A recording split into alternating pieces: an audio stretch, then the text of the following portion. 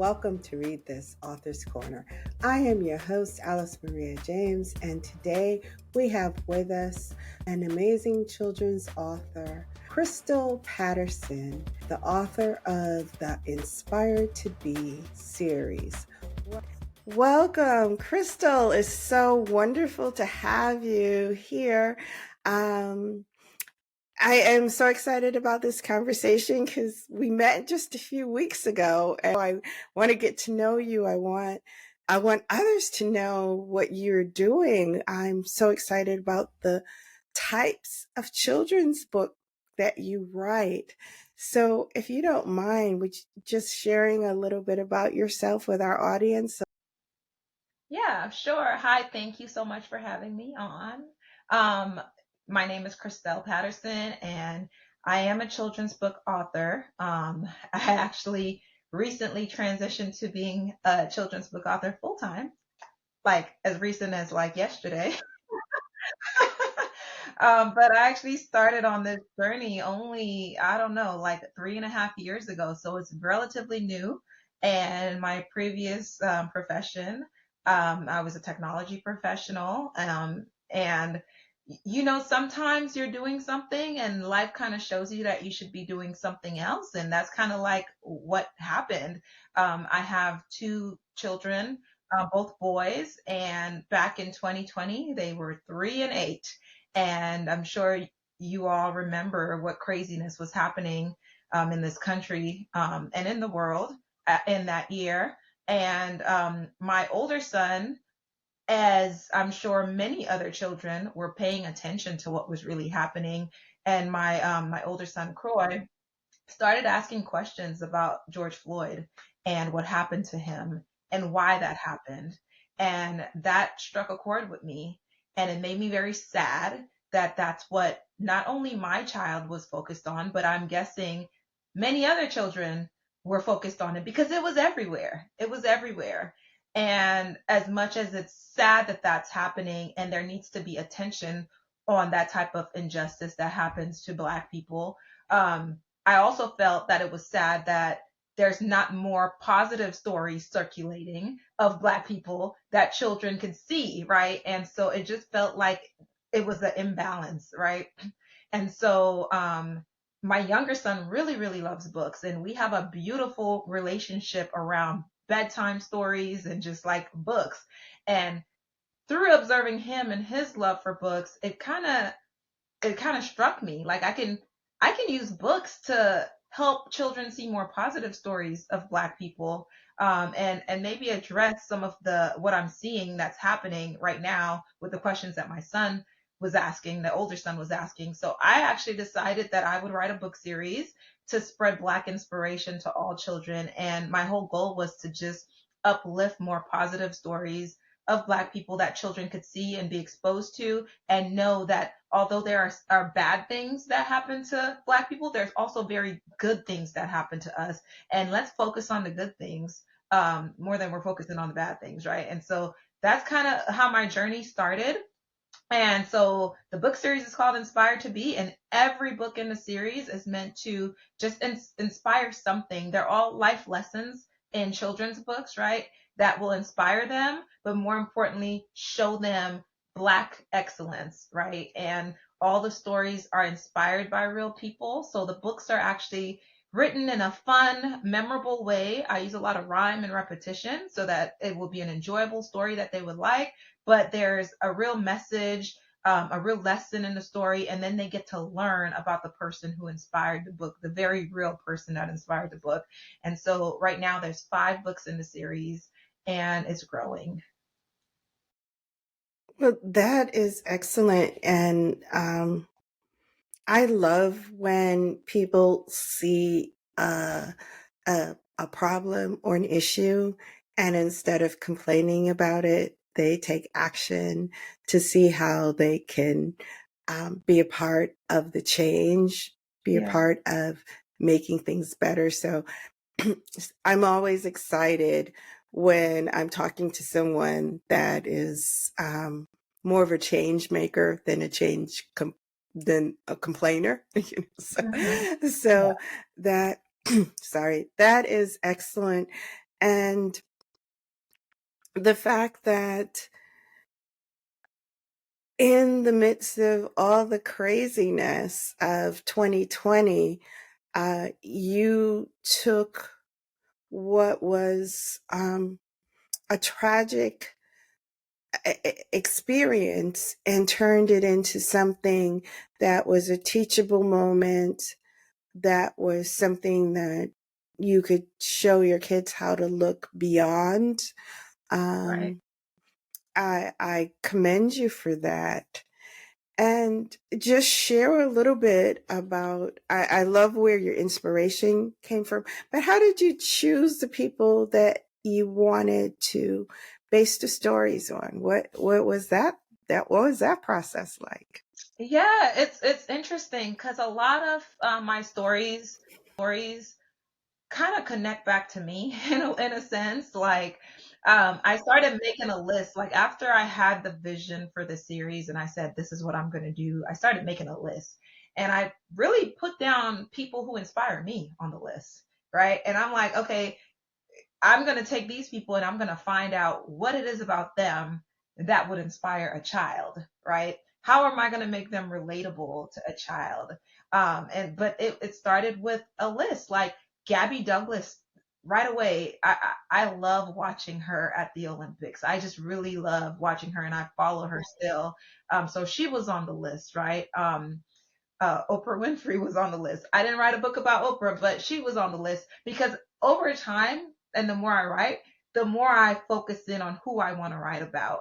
And I don't actually want to write about the super famous people because their story is already accessible to children. They'll find it.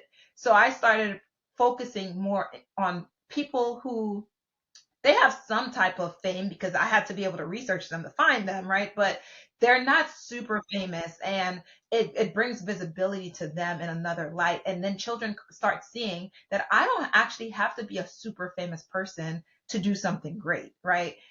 So I had a lot of people on the list and I go down the list and I'm like, okay, let me study this person. Let me figure out what it is about this person that inspired me and how might that inspire children. One of my books is actually inspired by Chadwick Boseman. He's the most famous person that I've written about. And that was just because the event of him passing inspired me to write about him because I started learning so much about him. Everyone was very shocked when he passed away. No one knew he was sick.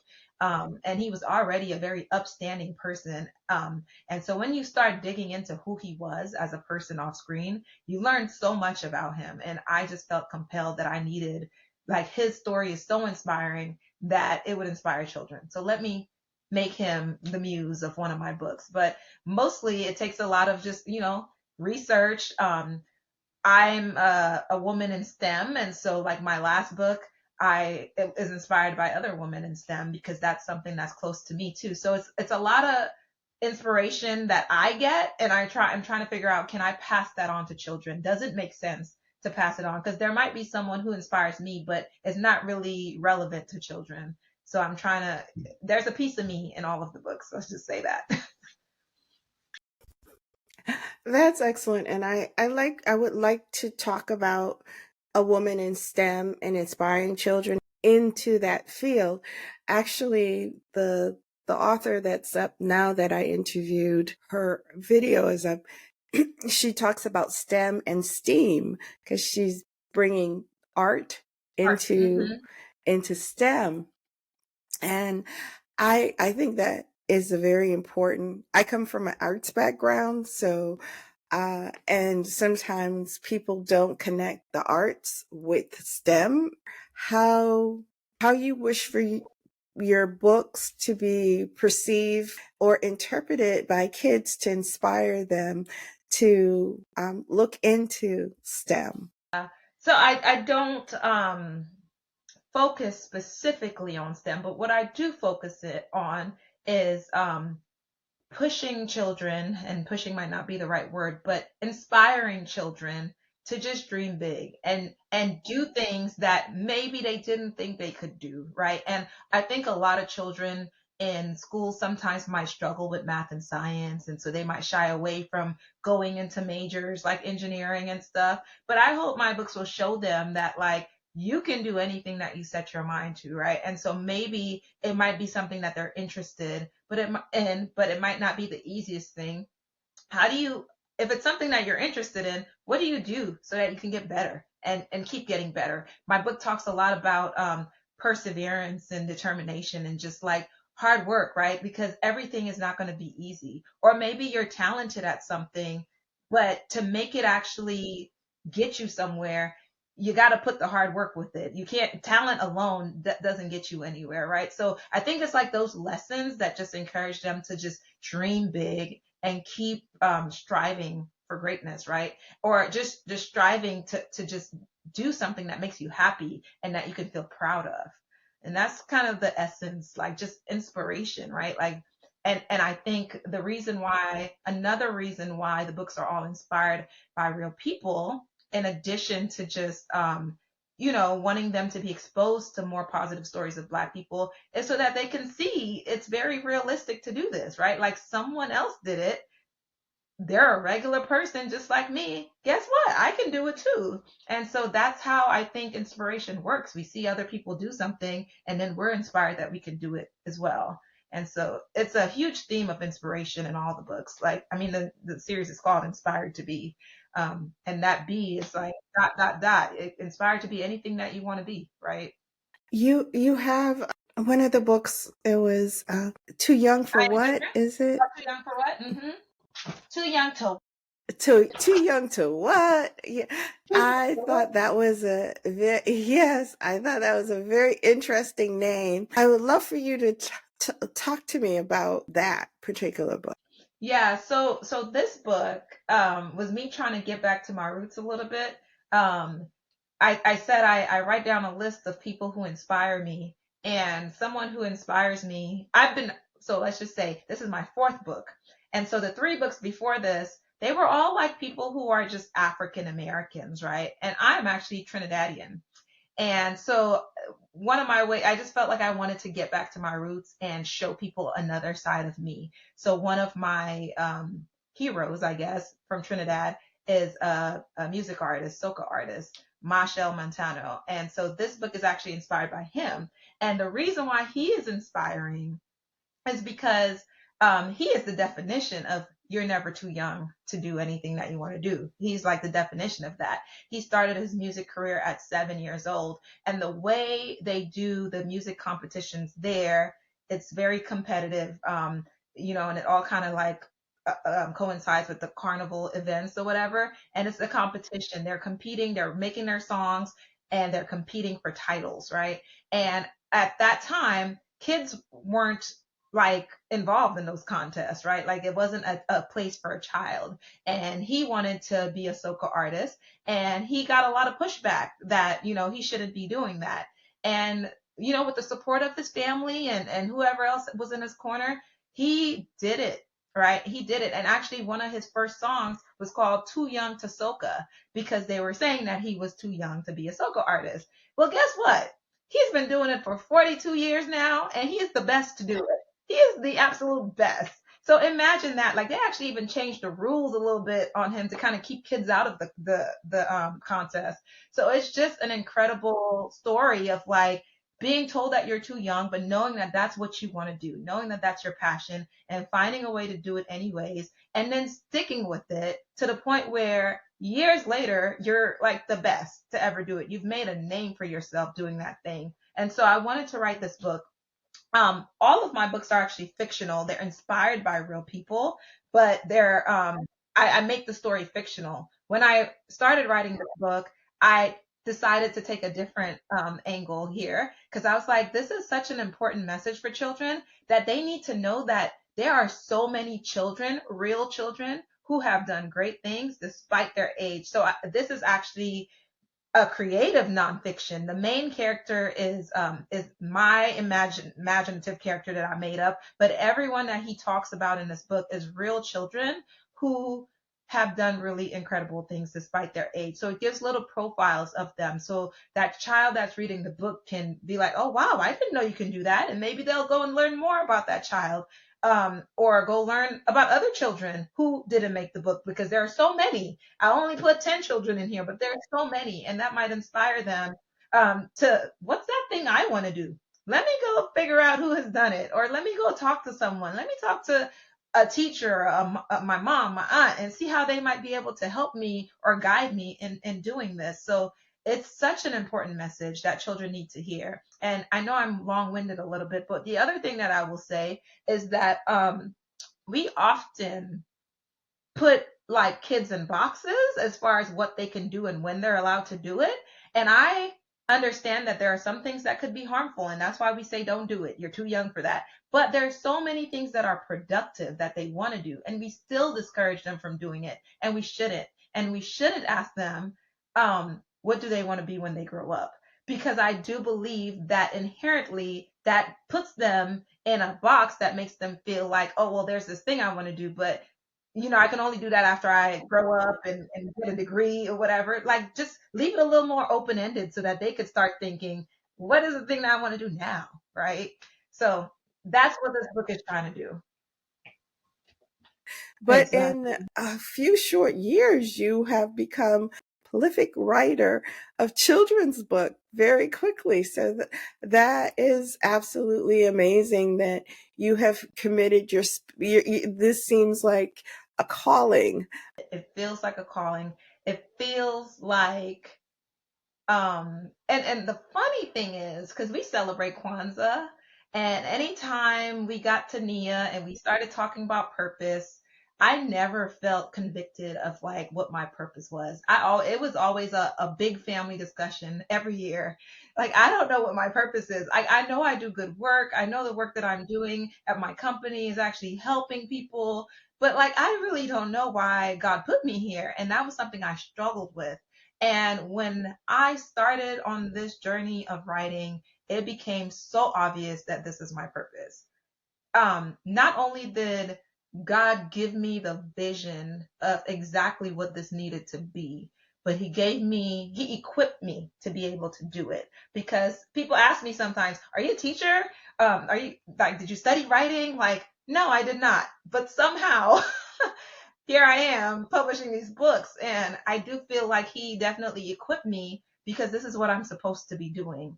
And when I started doing it, I lost a lot. Like, before this, I was so driven at my job. Like, I was climbing the corporate ladder. Like, that was all I was focused on. Like, it was my everything, right?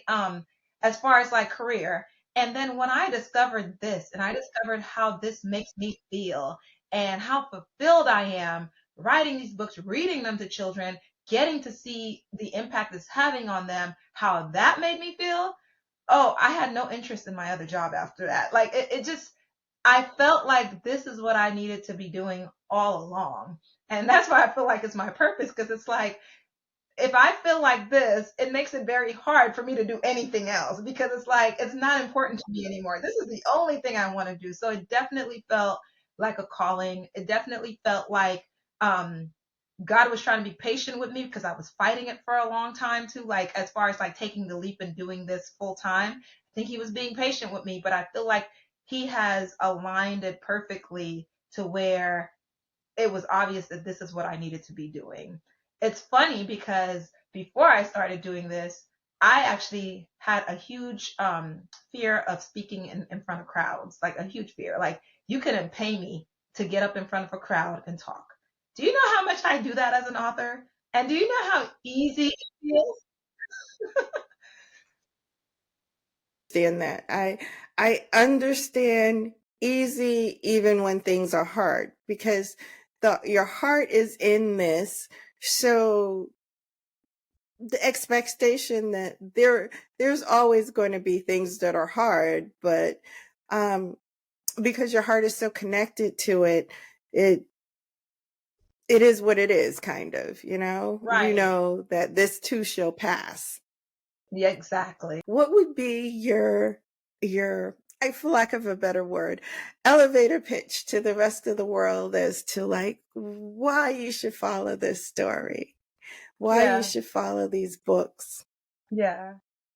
It's funny because before I started doing this, I actually had a huge fear of speaking in front of crowds, like a huge fear. Like, you couldn't pay me to get up in front of a crowd and talk. much I do that as an author? And do you know how Well, easy it is? I gave you a strange look because I met you speaking in front of a crowd, and you would never know that that was ever an issue because you were extremely articulate, you were extremely to the point, engaging, inspiring, all of that, you know? Thank you. So, Yes. And I still think I'm afraid of speaking in front of crowds, but when it comes to what I'm doing with these books and what other people are doing with similar books and just this mission, I can talk about it all day. And I am not in my head about if I mess up or anything like that. Like I can just like give it my all, right? And it feels very comfortable. It feels like it's me. It's what I love doing. And so it's a lesson that like when you're doing something that you love, it kind of helps you overcome fears, right? Like, cause you're not afraid to fail. Because you're getting something out of it just by doing it. So you're not really like you can't fail, right? Like I can't fail at yeah, this. because the mission is greater than any apprehension, you know? Right, And I say that because I can understand exactly where you're coming from. Because when I started doing these interviews, I'm like, oh, you know, I grew up with people teasing me about my voice. They used to tease me and say I sound like olive oil. And I and I right, went through, I spent like 2 years with a voice coach trying to get my voice deeper, not sounding so nasal. And then there are still times when I get excited about what I'm talking about, and it goes like, I'm like Fran Drescher, you know, my voice goes up like 50 octaves. And so, in doing this, especially when I started out and I was in this studio and they didn't do edits, and I was there and I was terrified of making a mistake.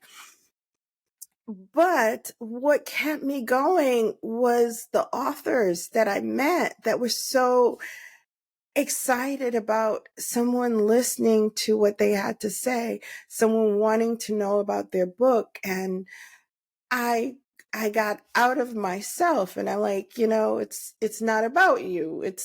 There's something you're doing a service that you didn't even know was needed and people right. are responding.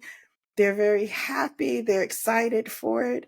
And I'm just curious. I'm interested in why people are passionate about what they're doing. So it's fun for me Yeah, to hear what motivates people and what keeps them inspired because I'm sure this wasn't always easy. I'm sure you must have had some challenges along the way. Um, is there something that comes to mind? And I like to ask this question just because quite often people when they see someone doing something successfully, they don't really understand that you're doing it and it's successful despite the challenges that you face. So, is there something that might have happened that made you question what you're doing? so it's funny because I've always told people that because of how this came about and because of the like what motivated me to do this and how I felt I got the vision, I always tell people like this has felt very easy. Um But I will say, and like I'll even go back and say so much to where when I was actually writing the first few books, I was in a very, very demanding project for work.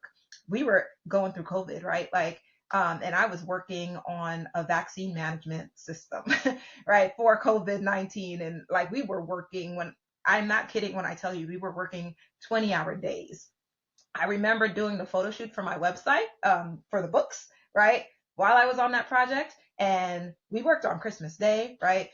We were working on Sundays, like it was just I had to ask for the Sunday off so that I can go do this photo shoot. And I remember my friend constantly having to do me like this, wake up, because at the photo shoot I was falling asleep, right? So she kept snapping at me, wake up, open your eyes, right? And so I say that to say that like because of what this meant for me that I was doing this.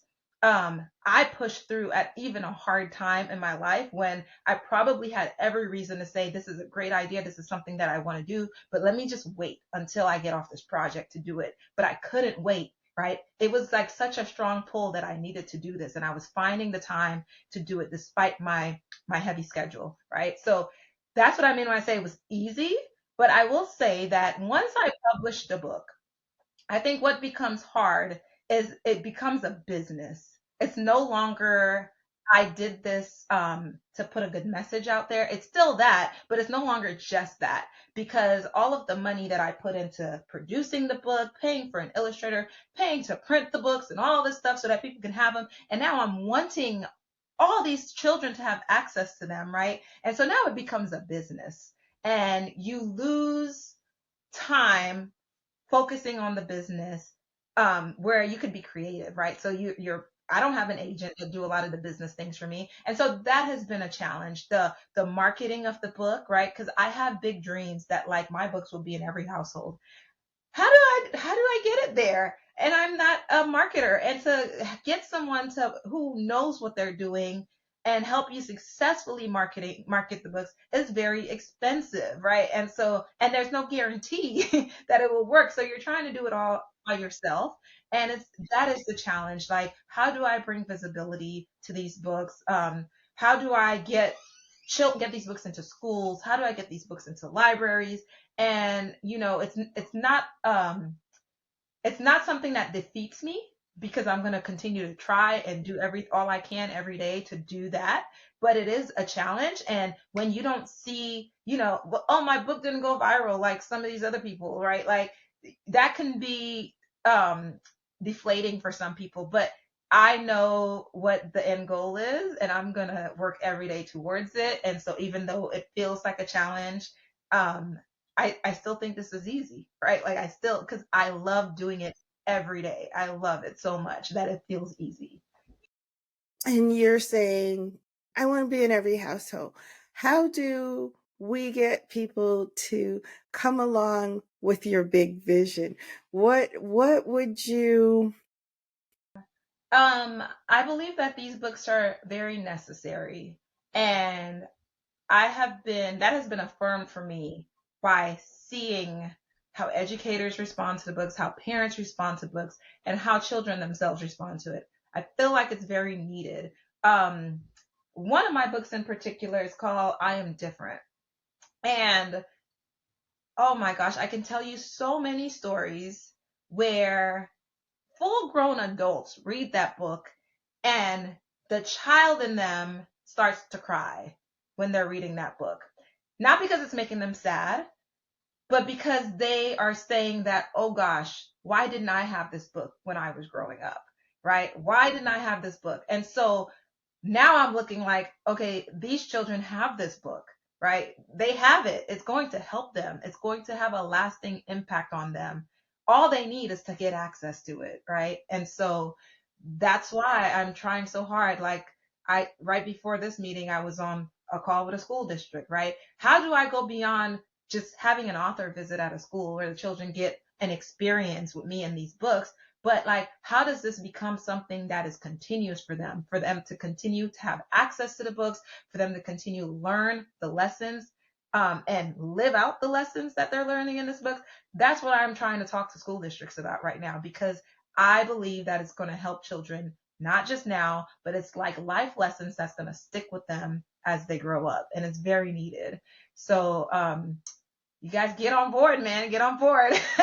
And just if you don't want to buy the book, email me and I will send you a way to read the book for free so you can see for yourself.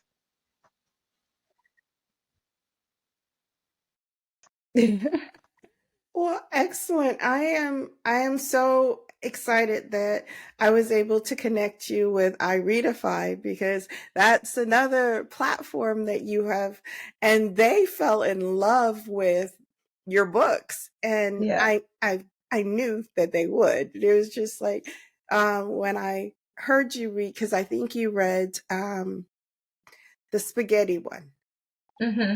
I heard about the other books and I was like, oh my goodness, this would go so well on this platform that is geared towards this enriching and empowering experience of our children seeing themselves and seeing themselves in so many different ways.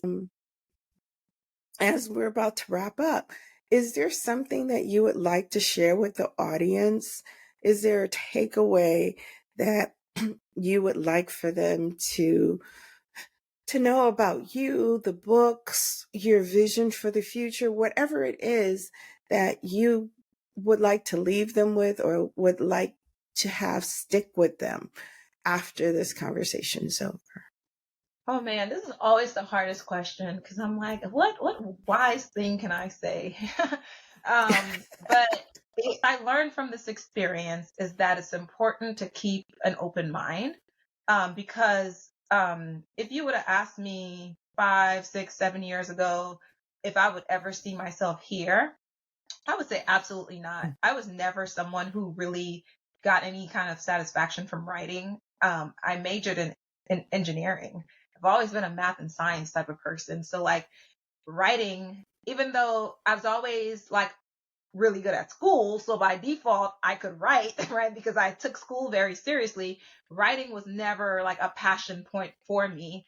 And so if I was to go searching for my passion or the thing my purpose in life or whatever, I would have never looked in this corner, right? Is what I'm saying. But because I got a nudge and the right kind of push and motivation, you know, I could have said, no, I can't do that. I'm not a writer, right? But because it was a nudge, I was like, I felt compelled to explore it, right? So I would just say, like, if you're wondering what is that thing you should be doing and you're feeling like little nudges from unexpected areas or places, like try to explore it. Like I would say act on nudges, act on, and you never know, I like where it that. might lead you. Yeah. Oh, I love that. I also want to loop you in because 2024, I am focusing on amplifying Caribbean writers. Actually, I'm for the Caribbean too. I was born in Jamaica. Like, we have this rich history, these phenomenal people, but how do we tell their stories? Mhm. Were inspired by the musician, the soca musician. How do we incorporate our Caribbean history into this world and have not just people from the Caribbean like and appreciate it the same way they like and appreciate the food and the music? How do we Right. have them appreciate our literature, our minds, our culture, our history? There's nothing wrong with just an African American conversation, but it becomes so much richer when all the cultures and all of the experiences are blended together and we can see how much we do have in common. And it's funny because um, as a children's book author right now, I focus on picture books. And that's only because that was what was needed based on who inspired me to write. But that who is now 11 years old and he's no longer interested in picture books. And so I'm like, man, I gotta grow with him, right? And I might have to write like a middle grade book, for my middle schooler now, right? And so I actually have been thinking about doing that, but also doing it in a way that really honors my childhood and all the folklore, Trinidadian folklore that I grew up hearing about and all that. So that is actually my next project is working on a middle grade type of book. And it's going to be based in Trinidad. Oh, excellent. So I can't wait to have you back to talk about that. So before we wrap up, is there anything else that you would like to say in closing? Keep reading with our children. It's so important to have that special time to just allow them to immerse themselves in a book, whether you're letting them read it to you or you're reading it to them. I feel like some of my best moments with my younger son is when we're reading together. So yeah, I would just encourage you to just like keep reading with them, keep encouraging that joy of reading, that love of reading in children. It's gonna make a big difference in that child as they grow up. Well, thank you so much, Crystal. It was wonderful speaking with you. I'm excited about what you're doing, and I know greater is coming. So you take care. And until we do this again with the next project, be blessed. You too, you too. Thank you so much. I would like to thank Crystal Patterson for being with us today. I encourage you to go out and pick up a copy of one or all of her children's books. Until next time, I am Alice James. This has been Read This. Keep reading, keep being inspired to greatness.